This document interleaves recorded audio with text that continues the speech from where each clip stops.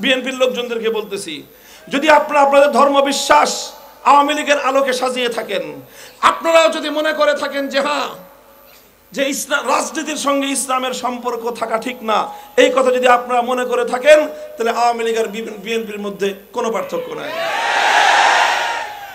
আওয়ামী লীগ তাদের অবস্থান পরিবর্তন পরিষ্কার করে দিয়েছে যে তারা ধর্মনিরপেক্ষ।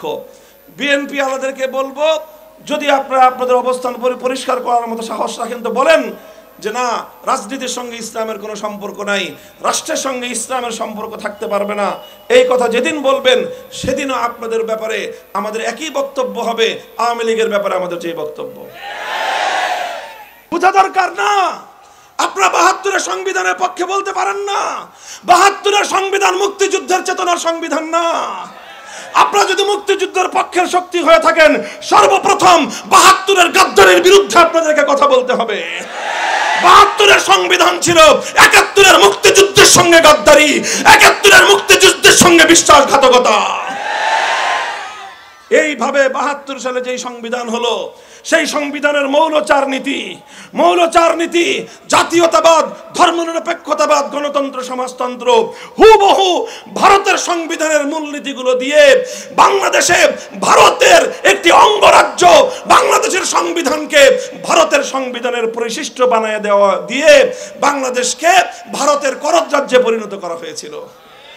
মুহতারাম হাজিরিন, বলতেছিলাম ঐতিহাসিকভাবেও বাংলাদেশ ধর্মনিরপেক্ষ রাষ্ট্র হতে পারে না।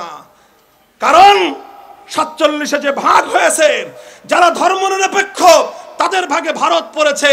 গোটা ভারত উপমহাদেশের ৪ ভাগের ৩ ভাগ তো বেটা তোরা পাইলি, ৪ ভাগের ১ ভাগ পেয়েছিলাম আমরা মুসলিমরা। এখন সেই মুসলিমদের জন্য যে ভূখণ্ড দেওয়া হলো, ভাগে আমরা অর্ধেক পাই, সেখানে আমরা পেলাম ৪ ভাগের ১ ভাগ।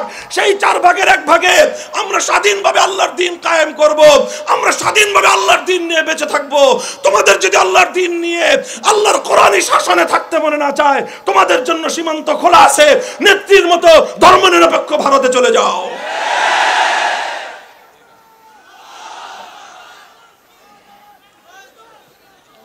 এটা তো আমাদের স্পষ্ট তর্কের কথা, যুক্তির কথা।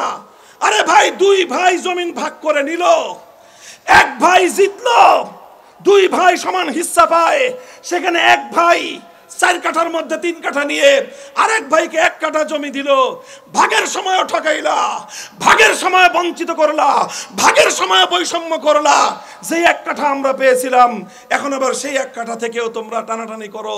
এর চেয়ে বড় বিশ্বাসঘাতকতা, গাদ্দারি জাতির সাথে আর কিছুই হতে পারে না। বলবেন যে হুজুর ৪৭ সালে স্বাধীন হয়েছে, ৭১ তো পরিবর্তন হয়ে গেছে। বলবো যে না, ৪৭-এর স্বাধীনতা ৭১-এর মুক্তিযুদ্ধের চেতনার দ্বারা মেলান হয় নাই, বরং শক্তিশালী হয়েছে। ৪৭-এ বলা হয়েছিল মুসলমানদের জন্য ইসলামের রাষ্ট্র চাই, ৭১-এ বলা হয়েছিল জুলুমের অবসান ঘটাবো ইনশাআল্লাহ। কাজে ৭১-এর চেতনার দ্বারা ৪৭-এর দেশ বিভাগ আরো শক্তিশালী হয়েছে। ২০২৪ সালের ওই ঐতিহাসিক অভ্যুত্থান এবং বিপ্লব ৪৭ এবং ৭১-এর চেতনাকে সংহত করবার বিপ্লব। কাজেই জুলাইয়ের ২০২৪ সালের জুলাই আগস্ট বিপ্লবের পর আজ বাংলাদেশে দাঁড়িয়ে দায়িত্বহীন ভাষায় বলতে চাই, আজ বাংলাদেশের সংবিধান সংস্কারের নতুন আওয়াজ উঠেছে। এই সংবিধানে যদি ধর্মনিরপেক্ষ মতবাদ থাকে, গোটা বাংলাদেশে বিদ্রোহের আগুন ধরবে, বিদ্রোহের আগুন ধরবে।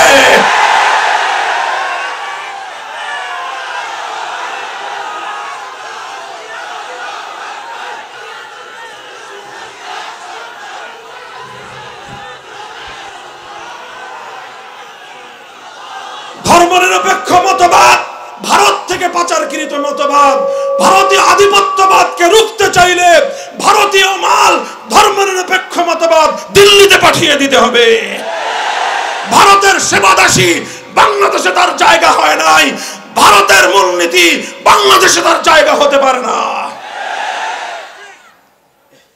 এখন নতুন গান শুনতেছি আবার, যে মুসলমানদের রাষ্ট্রে রাষ্ট্র ধর্ম ইসলাম হবে কেন, এটা নিয়েও নাকি নতুন করে অ্যালার্জির উৎপাত শুরু হয়েছে।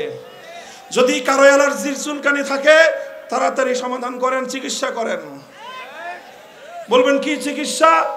যাদের রাষ্ট্র ধর্ম ইসলাম শুনলে অ্যালার্জির চুলকানি হয়, এই রোগের সিমটম যারা পাবেন, আগামী এক সপ্তাহ শুধু আমার ওয়াজ শুনবেন ইনশাআল্লাহ। অন্য কোনো বড় বড় আলেম ওলামাদের ওয়াজ শুনবেন না আপনারা, এক সপ্তাহ পর্যন্ত শুধু আমার ওয়াজ শুনবেন ইনশাআল্লাহ। দেখবেন এক সপ্তাহ পরে আপনার অ্যালার্জির চুলকানির উপদ্রব বন্ধ হয়ে যাবে। যদি মুসলিম হয়ে থাকেন, ধর্মনিরপেক্ষতাকে বাংলাদেশে আমদানি করবার চেষ্টা করবেন না। আর যদি আপনি ধর্মনিরপেক্ষ হয়ে থাকেন, বলে দেন আপনি মুসলিম না, তখন আপনার সঙ্গে আমাদের যা করতে হয় তাই করবো আমরা ইনশাআল্লাহ। সুতরাং বাংলাদেশের 90% মুসলমান যেহেতু নিজেদেরকে মুসলিম বলে পরিচয় দেয়, কথা বলেন ঠিক না বেঠিক? 90% মুসলমান যেহেতু নিজেদেরকে মুসলিম বলে পরিচয় দেয়, আর এই 90% মুসলমানদের ইসলাম বলে, তোমাদের রাষ্ট্র তোমাদের ধর্ম ইসলামের বাইরে যেতে পারে না। সুতরাং 90% মুসলমানদের আদর্শ মোতাবেক রাষ্ট্র চললে এই রাষ্ট্রের প্রত্যেকটি বিধান প্রণয়নের ক্ষেত্রে, প্রতিটি বিধান কার্যকর করার ক্ষেত্রে ইসলামের দিক নির্দেশনা অনুসরণ করাই বাধ্যতামূলক।